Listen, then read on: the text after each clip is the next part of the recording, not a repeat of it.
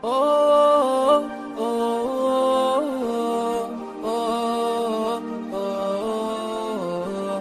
oh, oh. A'udzubillahi samil alim minasyaitonir la'inir rajim. Bismillahirrahmanirrahim. Aqulu lakum ayyuhal ikhwah, assalamualaikum warahmatullahi wabarakatuh. Allahumma sholli ala Muhammad wa ali Muhammad. Ma'asyiral ikhwah, para pemirsa Hikmah.tv yang dirahmati Allah Subhanahu wa taala. Berjumpa kembali kita pada acara Hikmah Ramadan yang kita tayangkan setiap hari di bulan Ramadan.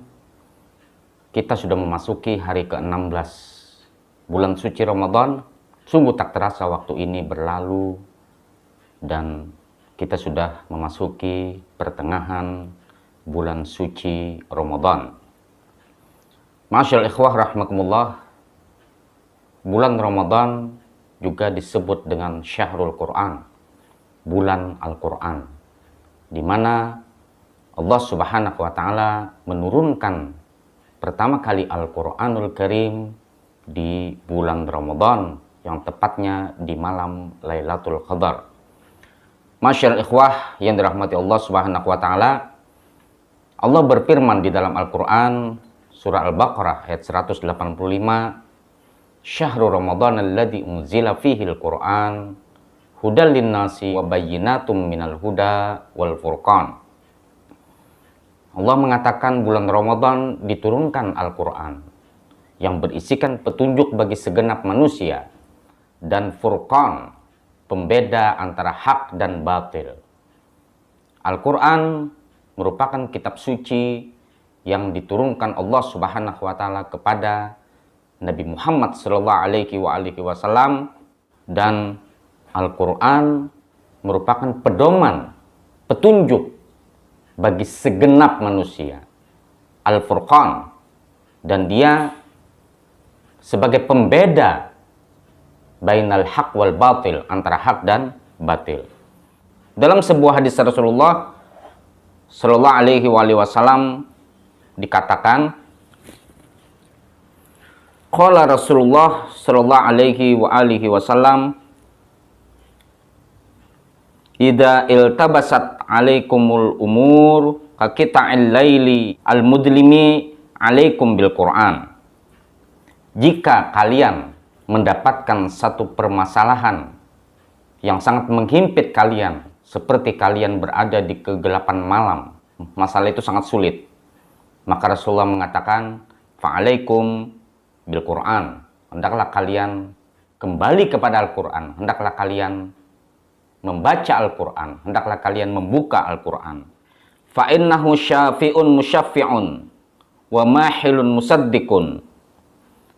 Karena sesungguhnya Al-Quran itu syafi', akan memberikan syafaat, dan sebagai penuntun yang musaddiqun, sebagai penuntun yang benar.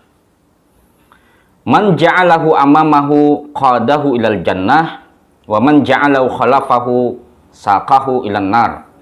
Barang siapa yang menjadikan Al-Quran itu sebagai imamnya, maka Allah Subhanahu wa taala akan memasukkannya ke dalam surga.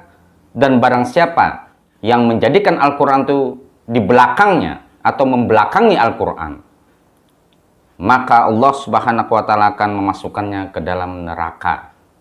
Ikhwan dan akhwat sekalian rahimakumullah, kita akan menjelaskan hadis ini. Ketika berbicara tentang Al-Quran, yang sudah jelas bahwa Al-Quran itu sebuah petunjuk bagi segenap manusia, maka ketika kita membaca Al-Quran, ketika kita berbicara dengan Al-Quran, tanamkanlah di dalam hati kita bahwa Al-Quran adalah kalamullah, bahwa kita sedang berbicara dengan Allah Subhanahu wa taala.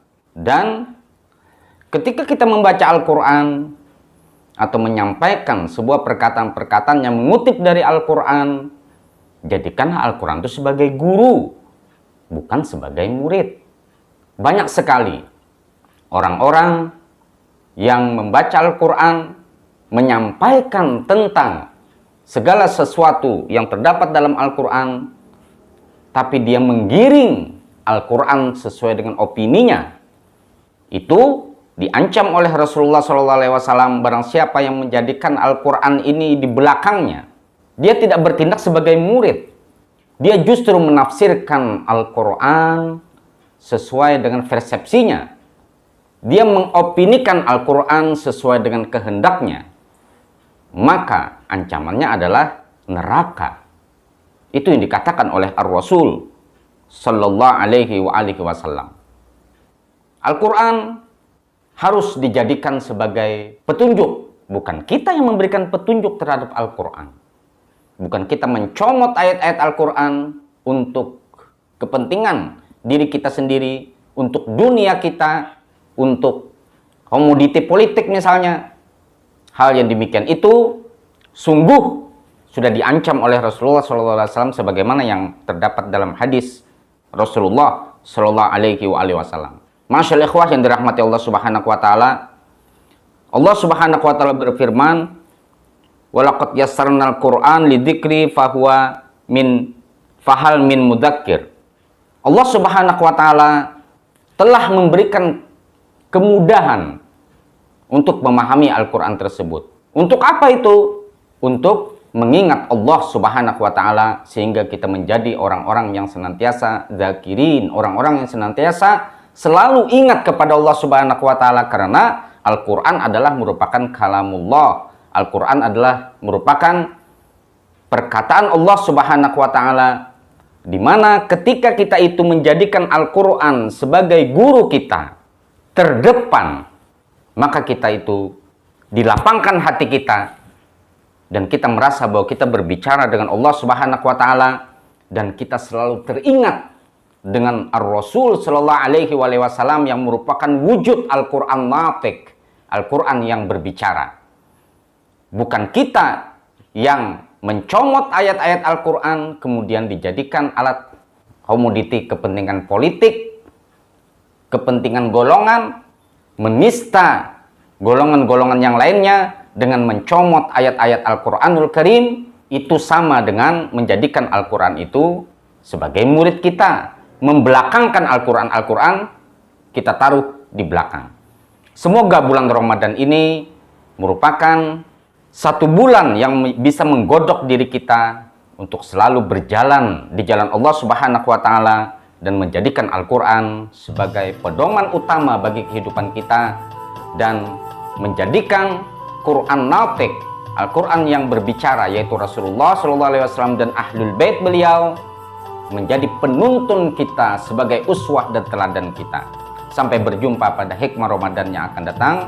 Usikum wa nafsi bitaqullah, khudil hikmata walau fi yadil mujrimin. Ambillah hikmah walaupun di tangan orang-orang yang jahat. Assalamualaikum warahmatullahi wabarakatuh.